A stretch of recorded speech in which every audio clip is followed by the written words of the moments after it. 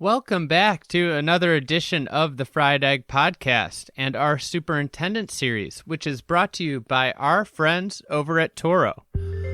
Among the countless reasons why we go to the course, communing with Mother Nature sits near the top of most lists. And the company most trusted to responsibly maintain our golf environments, Toro, continues to lead the way. Its line of all-electric and hybrid mowers and vehicles do their jobs as well as ever.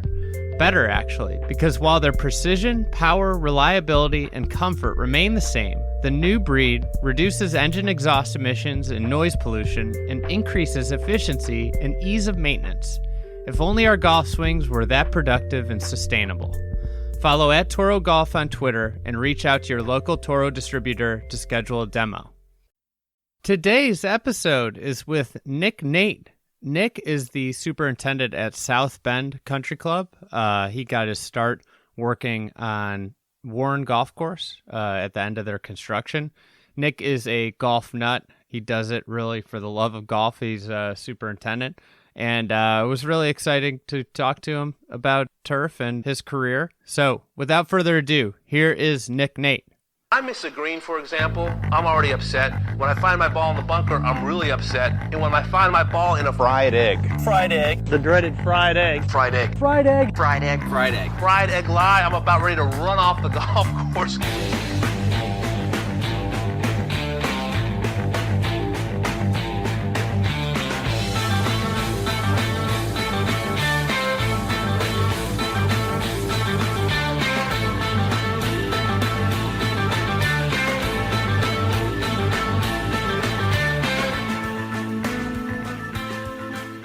So are you a big Notre Dame fan? Huge Notre Dame fan. Grew up here. Love it. Been going to football games my whole life. What's the take? Like, should they join a conference or? It's tough because they've joined the conference for all the other sports except for football. And from a money side of things, it wouldn't be good for the university. And they like their anonymity so they can stay separate and do their own thing and have a better chance of getting into the playoffs. So I don't think they ever will for football, but they have for all the other sports.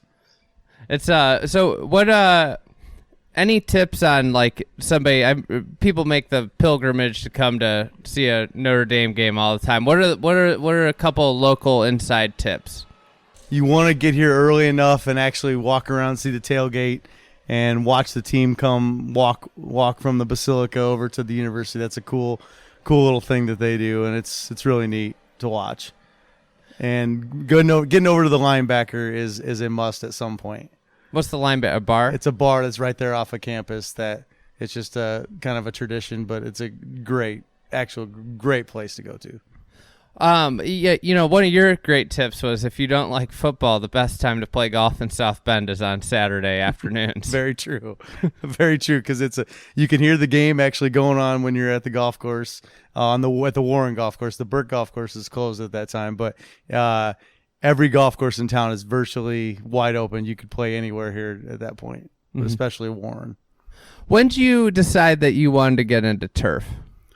I was going to business school at IU South Bend, and I was working at the Warren Golf Course. And what year would this be? It was 2000. I was there 1999 and 2000. So that's like right after it opened. Yeah. Yep. It was during while they were still doing some of the sodding. I started there, and we were still doing some of the sodding at the golf course. We were getting truckloads a day. I just realized that I didn't want to do my business side of things and decided I was going to go to school at Rutgers, and my boss there at the time really helped me out doing that. And so you're in business school, and then so you already had gone to undergrad, right? Yeah, I was already 3 years into business school. 3 years into business school, and you just make a abrupt change. You were in school for a long time. I was, and then I went out to Jersey and went to Rutgers for turf, and decided that that was my path, and it just something triggered me. I love golf, always have, and grew up playing it with my dad, and just absolutely loved it. Where'd you grow up playing? Around here, I played Morris Park, and Brookwood Golf Course. And my dad really played all over the place. Took me kind of everywhere in this area. Erskine, Elbel, here, South Bend Country Club, just all over the place. Mm-hmm. What was it like? Where people must have been really excited about Notre Dame getting a new course, and then you were part of it. And then what was it like when it opened? Was it really busy with locals and students alike, or how was that whole transition? It was very busy, very, very busy right when it opened. It was a phenomenal golf course, still is. They offered a lot of neat things for people to come play there around the area. So it was jam packed for a good 5-10 years, where everybody got to come play it, and the locals really took to the fact of having Bill Core and Ben Crenshaw build a golf course in this area. Yeah, it was early on, and it probably was so much different than everything around too. Yeah. I mean, it was he basically like a celebrity coming and building a golf course in your area. Everybody, at that point he was still playing pretty regularly, and so it was a really big deal in the area. His celebrity definitely gave him more license to do different stuff. Yeah, and it's not like any golf course we have in the area. It's a newer model golf course, and it was one of their first, and just it's held the test of time over the last 20 years. It's been a great golf course. That's the thing that I look at with it, is like how well it's aged. It's effectively almost 20, getting close to 25 years old, and it just seems like everything still works just perfect the way it worked the first day it was built. Yeah, they both when they built the golf course, they really looked at it from a standpoint of maintenance issues and how the golf course can stay healthy in the way they built it from a maintenance standpoint, because the maintenance practices haven't changed much, and they still keep the golf course in pristine condition. And they've only changed a few things over there. They added some bunkers and stuff for the Senior Open that they had a couple years ago. But golf course it's great. Yeah. What do you have any moment? Was there a specific moment that you remember that made you say, I don't want to go work in the business world, I want to be a superintendent? Is there did you have a specific moment that you remember back to, or is it just kind of did it just build over the time that you were working at Warren? In 2001, I went and volunteered for the Buick Open up at Warwick Hills in Michigan, and that was my first real, besides some of the college tournaments that they held at Warren, I'd never been a part of a big tournament like that. And I realized that point on, I wanted to be at golf course that was holding tournament events. And so that's what propelled me to go to Rutgers, and then beyond from that to St. Andrews. Mm-hmm. Talk about that. Talk about American working at St. Andrews. Once I realized I needed to do an internship in the summer, I wanted to go to the best place I could. And so I called Gordon Moyer, who was the head of the runs all the golf courses at St. Andrews Leaks. He actually just retired last year, and asked him how I could apply. And he said, you could come over here for an interview. And so my brother lived in London at that time. So I flew over and stayed with my brother for a week, went up to St. Andrews for a day and met with him. And from then on, I got the job. And the following 2 months later, I was there working. What did you work at? All the courses, or the old course? Just the old course. Just the old course. Yep. I mean, how many people apply for that internship? I don't know. We had 6 other interns at the other golf courses, and I was the only one. Not that I was anything special, but the original plan was for everybody to flip flop and get a chance on all the different courses. And for whatever reason, they just kept me on the old course, and I loved every minute of it. I got to learn how they still used a lot of the practices that they did back in the day with old Tom Morris. We top dressed by hand with a knapsack over like we were carrying a backpack, and we would throw it out a specific way. It was a very neat experience for me. Was that your first time to Scotland? Yes. At that point? Yeah. for that interview. Yes. You went up for one day, came back. Went up for one day, came back. And Yes. then you get that, and you're there for 2 months? Oh, I stayed there for 8 months. 8 months. Yep. Okay. And so what did you start by doing? Like, what year were you in turf school at that point? And how did your kind of like progression in the internship work? How did it work? That was my first year. That was after my first year in turf school, and we needed to do an internship.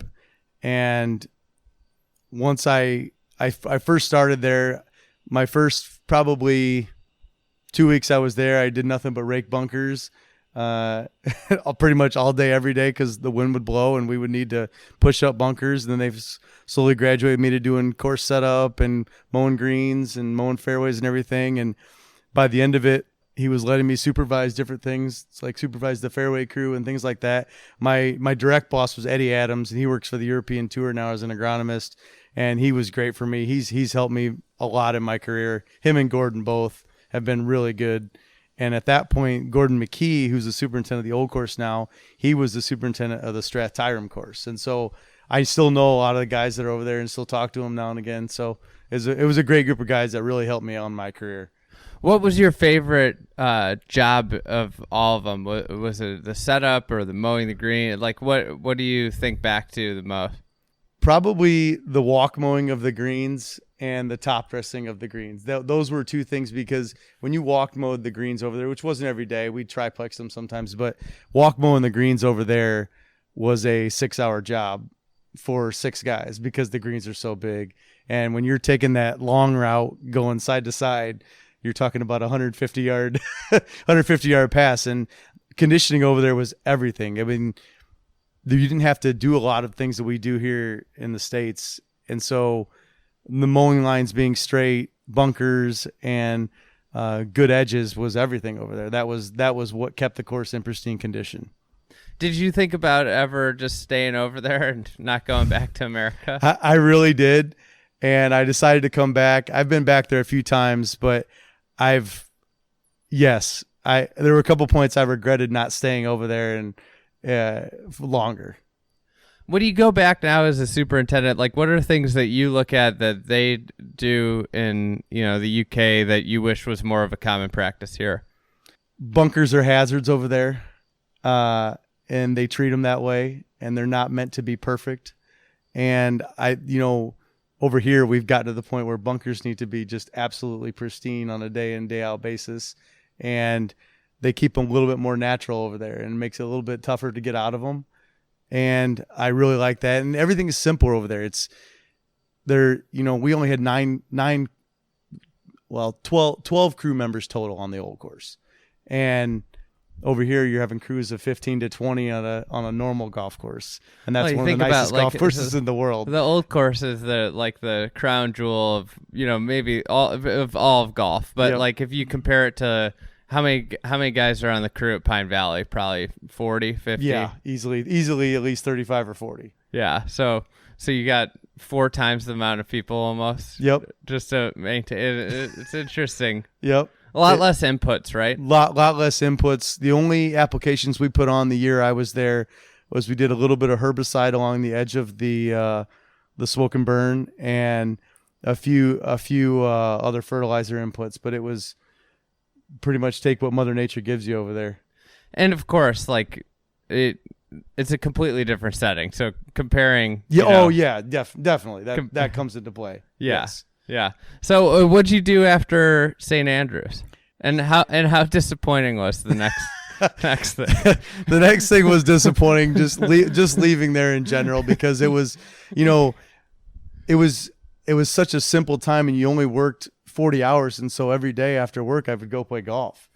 And so going from that to coming over here, moving to Chicago and going to Medina was a huge change, because then you're going to work in 80 plus hours a week and doing everything from watering every day, fertilizing, spraying every day, and just it's a different maintenance practices all in general. Mm-hmm. But it was good. I was at Medina from 2003 to 2008, and I loved it. I had a good time there. Had a great boss in Tom Lively, who really took care of us and furthered my career. Had a major. Yeah, we had the 2006 PGA Championship while I was there, and It was a lot of fun hosting that, and a lot of other small events that we had that were great as well.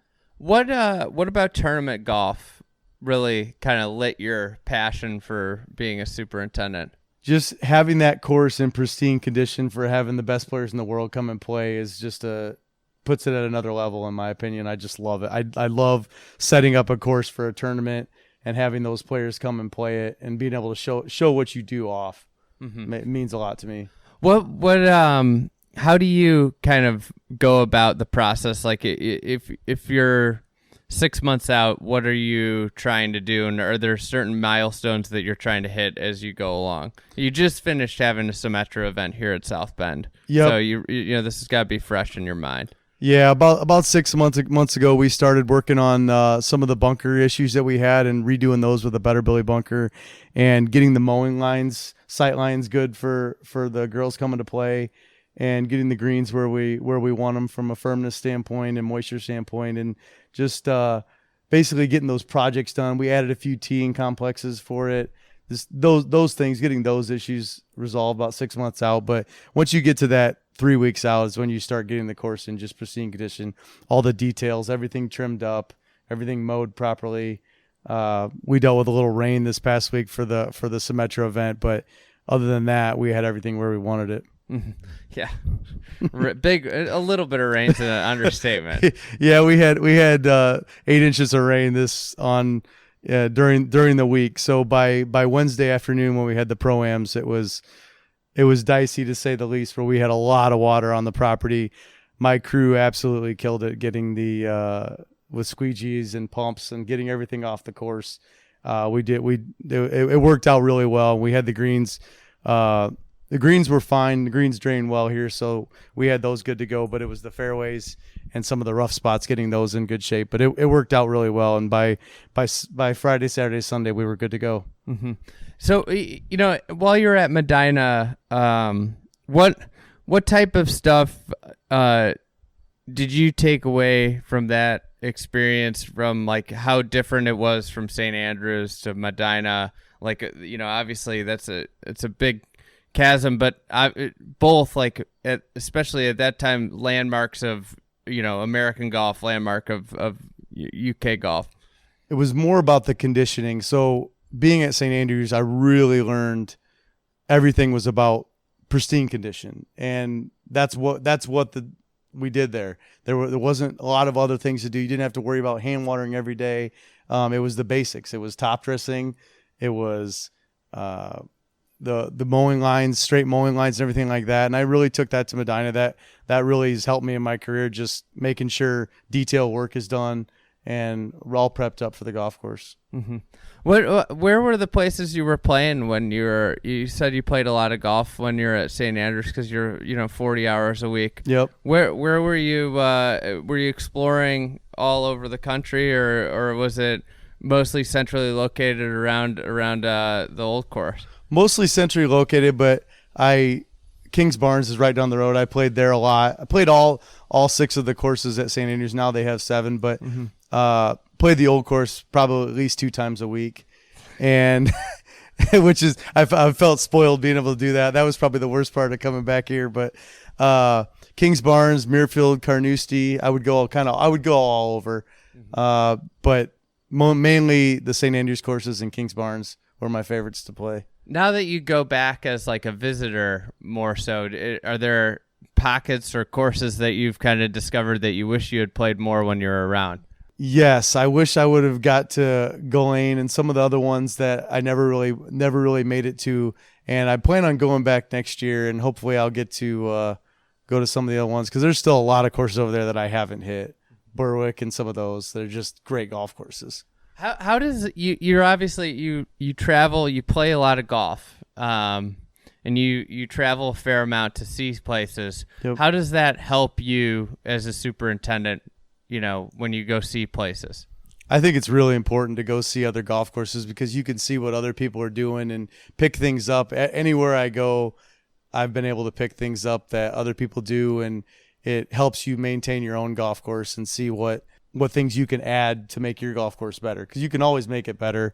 And I've learned that at every place that I've gone to. Do you have any examples? of things that you've brought back from somewhere else? Yeah, over the past couple of years, I've played some really good golf courses, and I would say the mowing lines and visuals. Going to a place like Seminole that I went there a few years ago, and just seeing some of the visuals that you have going up to the holes and trying to bring those into your own course of how you see a hole, and not so much that comparing anything that I have to Seminole, but just how you visualize a hole, making you realize how you can visualize certain holes at your golf course. It really impacts what we've done here from a member standpoint and how they view our course now on some of the holes. Mm-hmm. Yeah, so you're at South Bend. It's a 1916 George O'Neill design. You've been in the process of trying to take out some trees and start to restore some features that were here. And obviously that probably Seminole would be an interesting, because that place doesn't have a lot of trees. The trees it has are very skinny and unobtrusive to sight lines. Yep. But talk about the process of kind of starting to bring back some of the features that have been lost over the years here at South Bend. So over the years, there have been a lot of changes. The greens have gotten a lot smaller, and wanting to bring those out to the way George O'Neill had it was one of the first things I wanted to do here. We're in discussions about trying to do some of that and open it out. We've lost probably about half our green size over the years. There weren't a lot of trees when they built the golf course, and so that's been the other thing. We've taken out 1,200 trees in the last 5 or 6 years, and so there's for everybody that loves trees, there's still a million trees out here. There's still a million trees out here. We could keep going easily, and we could get to 2,000. You'd still see plenty of trees out here. So they were not short on planting trees out here. But beyond that, beyond the greens expansion, some of the visuals that we've had of the lake, we've really expanded it where you can see the lake from a lot of points before. You and I were out on 15T earlier today, and 5 years ago, you couldn't see the lake from 15T, and now you have a whole clear view of that whole of Chain of Lake out there. Mm-hmm. And out here where we're sitting now, you can see part of the lake, but we still have a decent amount to go to get to that point. Yeah. So with this club, obviously you're very well traveled. I think you've got members that you have a large national member contingent, but then you have members that have traveled and members that haven't really. And South Bend Country Club it's a very good course, and a lot of members that haven't seen stuff. Is there some struggle with getting them on board with pushing towards something different than what they've played for a number of years? Yeah, there's always a struggle with getting everybody on the same page. It's never going to happen getting everybody on the same page. But as we've done things here, guys have realized that there's a purpose for it and what it's brought to the table. So there's been a lot of people who weren't happy with certain things that we've done, but they've realized the end point is something that they would want. And so we're slowly making progress with that, and I think we'll eventually get there. Now for a quick word from our sponsor, Toro. For more than a century, with cutting-edge turf equipment and irrigation solutions, Toro has had your front nine covered and your back nine too. In fact, Toro's always had your back, period. Toro is as committed to your long-term success as tour pros are committed to their shot. That's down to top-notch customer support from Toro and its dedicated local distributors, both of whom are passionate about delivering turf equipment and irrigation solutions that solve real-world problems. Follow @Toro Golf on Twitter and reach out to your local Toro distributor today. Now back to Nick Nate. What in terms of agronomically, what have been the biggest things that have happened with the tree removal that you've seen day to day? It's drastically helped our drainage issues and on some of the holes, and helped really the shade issues for the most part on the greens. So we had a lot of greens that had trees way over into the canopy that most courses wouldn't even think about having. And so we had some challenging spots on the greens, and we've removed most of the ones that are on the greens from an agronomic standpoint. But down on the low holes, we had a lot that was the roots were growing through drainage lines and everything from that standpoint. So we really opened that up, helped drain the low holes. We've added a lot of drainage over the last 10 years in this course to help pump it off, because most of our fairways on the low holes are actually below lake level. And so we have a lot of challenges there when the seawall can sometimes come up over. Yeah, that's got to be the hardest thing. I used to work at a club that had flooding issues with a river, and you always sympathize with the superintendent the days that it came over. In terms of what's been like the outside of the tree removal, what have been some other things that you've done that have really worked well that help move water off the golf course? We've added some new pumping stations around the course to pump the water back into the lake. We've added about 20,000 square feet of linear feet of drainage throughout the golf course, and a lot of those are French drains, but most of it is hooked up to our drainage system.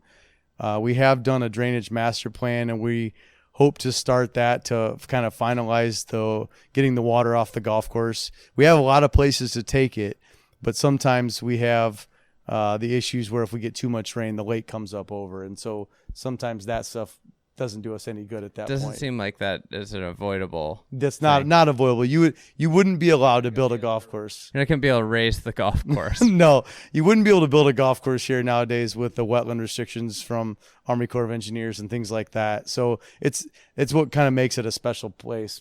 But they built this back in the day, and virtually half the course could be deemed as a wetland if it wasn't already grandfathered in as a golf course. So it's kind of a unique property where half the property is up high and half the property is down low. So it's very, very challenging to maintain. Yeah, talk about that. I mean, you've got the up holes, which are in, kind of like roll along a high ridge with rolling hills, and it's sandy. And then you've got the lower holes that are down at below, in some cases, the lake level. And, you've got two distinctly different, almost like 9-hole split. How do you go about, how difficult is it to manage properties effectively two different properties within one? Yeah, there's a lot of times where we will be removing water off of the low holes with drainage pumps and while watering on the high holes. So it makes it incredibly difficult, and we have a lot of different irrigation programs in our computer specifically for that, because we have basically high hole watering and low hole watering, and it's very, very different. So it's not very common that we are watering both the holes both low holes and high holes at the same time. And we top dress all of the fairways on the low holes just to try and make those play as the high holes do. Mm-hmm. Because the high holes are real bouncy, right? Real bouncy, very sandy property up there, straight sand all the way down. And on the low holes, we have a very, very high clay content. And below that is straight sand, actually, from back in the day. So if you go at about a foot or two down, then it's straight sand from then on. Really? So it's almost something where if you ever wanted to flip-flop it, you could try and just flip-flop it, but it would be a monstrosity of a project. Is the sand is the lake a sand bottom lake? Yes. Yep. Oh wow. Yeah. So it's a very unique property from that standpoint. Nobody would think South Bend sand site. Nope. But here we are. Here we are. Yes. The fairways with all the top racing we've been doing over the years are starting to match up with the high holes pretty good. So where do you get the sand from? Just on site? Do you dig a hole or something? Or no, do we have a top racing mix that we matched up, and that works well for those. You're not like Sand Hills where they just go dig a hole and pull the sand No, it's out. not like that. When we top dressed St. Andrews, we took it from the beach. You just went over, and we would dig a hole right at the beach and load up and go. It makes your life a little bit easier, right? Yep. So how do you go about kind of pushing things that you want to do through? You guys don't have an architect, right, of record, that's on retainer per se. Yep. You've got a committee, you've got yourself. how does decision making go through? What works well? What's, maybe one challenge of the setup you guys have here? I've had some really good boards over the years here that have really been good. I've had one greens chairman my entire time here, and he's been very receptive to making changes to the golf course. Dr. Jim Granger, and he's been really good for me from seeing the visual of what we need in the future. The rest of the boards have, they're always going to have their questions on what we should do and want to do, and there's always debates. We had a membership meeting this year where we discussed removing more trees and what we need to do as a membership. But all in all, getting it approved has gone pretty well. The only hiccup we have right now is approving one of these master plans to really go for. We've had a master plan done and some other ideas that we've been kicking around, but everybody's under the same assumption that we really need to restore the golf course back to what George O'Neill did here, because it's a really great layout. Mm-hmm. Yeah, you can tell the bones, just from like the greens and getting some of the corners back, and obviously, like, one of the tough things that happens with all these courses, is over time the golf course, the memberships get locked into what the course was at that time of, the great shot, the great hole in one, or the great round I shot. I was behind this tree and I hit an unbelievable hook shot, and those memories become like sentimental moments that lock in, like, we need to keep this tree, or we need to keep the hole the way it is because this is the way it always was. But in terms of your golf course, you look back, it's like it's very clear where the great history was. It was when it was hosting Western Opens in the 40s and Western AMs, and you look at the NCAA championships. You've got Frank Stranahan won here, one of the great amateurs of all time. Yep. Sandy Tatum won an individual national championship here. That's the golf course, and you've got a program with pictures. That's the golf course that probably was the best iteration of South Bend Country Club. But getting there when you're so far away from it has got to be the big hurdle. It is. We have a long way to go to get it there. And yes, that was the best time of this place. It was the golf course was amazing. It was it's still one of the top ones in the area, but it can go so much further by taking it back to that design. And it's just removing the trees is one of the first step, and not necessarily all the trees, but the trees that are in play that are blocking those visuals. And we really have some bunkers we need to add, and some sight lines and some mowing lines that are around the greens to bring it back, because the size of the greens then and the shape of the greens then, where he had a lot of fingers that came out up towards the tops and top sides, and they still have the same slope that they have then, but the additions to those edges and the perimeters of them, where they mow right into the bunkers, where you mowed right into the bunkers, that's a special thing that we could do. Yeah, and when you go from the small, like the ovals, which, I mean, this is a majority of golf courses have this. You go from, you've got very sloping greens and small green sections. Like, from your setup standpoint, you're very limited as to where you can put pins, and the effective result is, members play almost the identical golf course every day. A pin might be 5 yards up or 5 yards back, but, you get some of these corners back. The greens go back to, even if you're 70%, all of a sudden you add these new pins that might dictate, different types of shots into greens that you need to hit, or different thoughts, because you get these pins that loom over bunkers as opposed to, kind of 5 yards away from them. Yep. The stuff that it would bring into play on these green complexes would be so foreign for most of our members, and they would love it once we got to that point, because there's a lot of, when you look at the old pictures and the old aerials, you can see how he funneled a lot of shots onto the green from those edges, and they was all kind of sloped in towards spots. And so it would open up a lot of great pin positions around here. And we are very limited at this standpoint, where you're playing essentially the same golf course every day. And by by adding some of those green complexes the way they need to be, it would really open up this golf course to just make it even more special than it is. It's something that I find interesting just in general with golfers as they become these creatures of habit. And it's like you join a club or you play the same public course every day and you play the exact same tees every time you play. And it doesn't make any sense to me. Like, why don't you change things up one day, play up here and back here? And I think a lot of it has to do with the handicap system. Like, that's the thing that's ingrained it is like, I have to play here in order to keep my score. But, I always dream of being some sort of position at some golf course where I could set up having back tees in front of, middle tees some holes, because I want to see, the players that play back tees usually play up and see what they do. I think that more variety is something that you play somewhere every day, but it would be like if you went to the same restaurant every day and ordered the exact same thing every time you went. What's going on? You know? You want some differences. You got to have differences when you're playing the same golf course every day. And you want to be able to, you should be moving tees around, tee complexes around. And by doing what we would do with the greens, it would make it so much better. And you could have so many options where you wouldn't feel like you're playing the same golf course every day, and you just have all those options. And that's one of the reasons why I love going and playing different golf courses around the country and the world, just because you see all these different options that courses have. And if you can bring some of those to your own golf course, it's made me a better superintendent.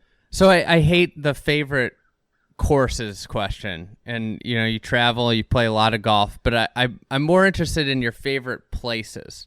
So it's not necessarily a favorite course, but let's just say like 3 favorite places that you've visited, had a chance to play, but like not necessarily all just, hey, this golf course was the best, but just your favorite place. St. Andrews is by far number one. Just the whole living in the town and playing those golf courses all as one is just, the experience is amazing. Second is Cypress Point.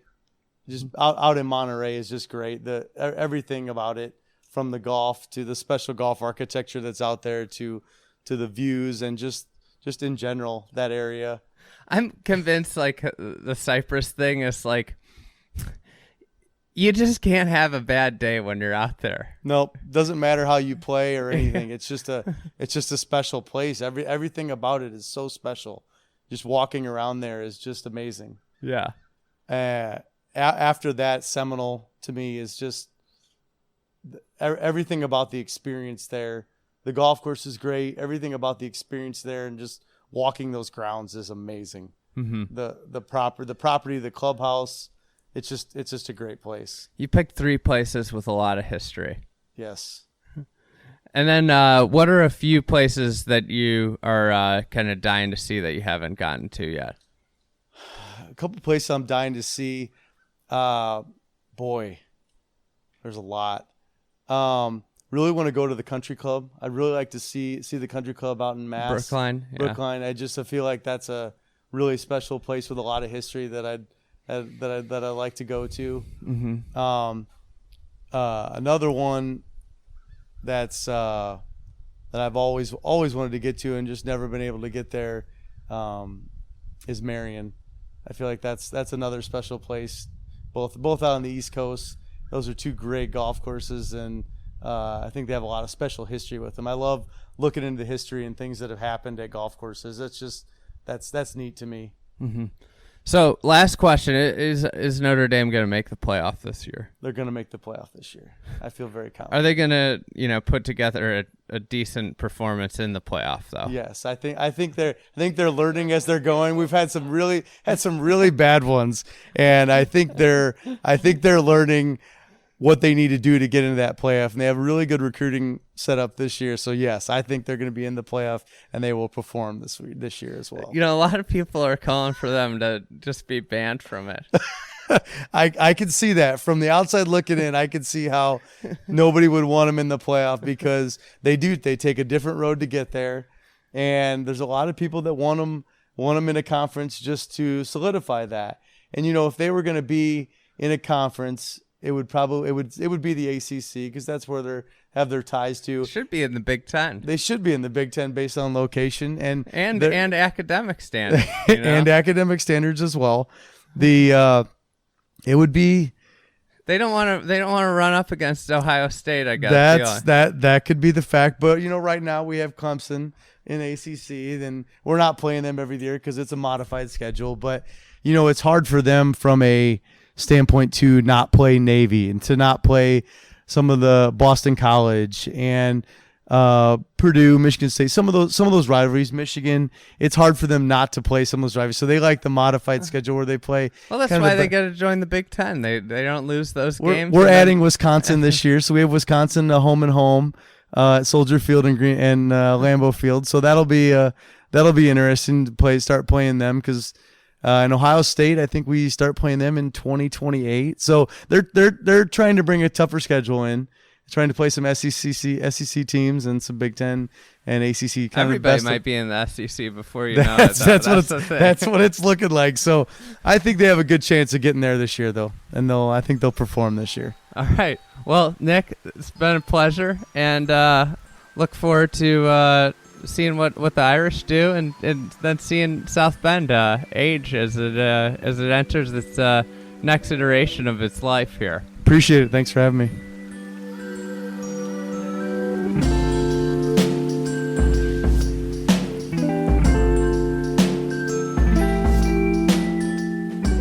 Thank you for listening to another edition of the Fried Egg Podcast. Today's episode was edited by Meg Atkins. As a quick reminder, I think we've got the best free newsletter in golf. I'm obviously biased, but Will Knights does an incredible job. It's 3 days a week. It's Monday, Wednesday, Friday. It will keep you abreast to all the latest news in golf with some humor and quick wit from Will, who's a very funny guy. So the way you can sign up, it's really easy. Just go to thefriedegg.com and you're going to see a bar just below the lead story that says, do you want to sign up for our newsletter? Enter your email there and you will be signed up and you will get the newsletter 3 days a week, Monday, Wednesday, Friday. So sign up for that newsletter and thank you again for listening to the Fried Egg Podcast.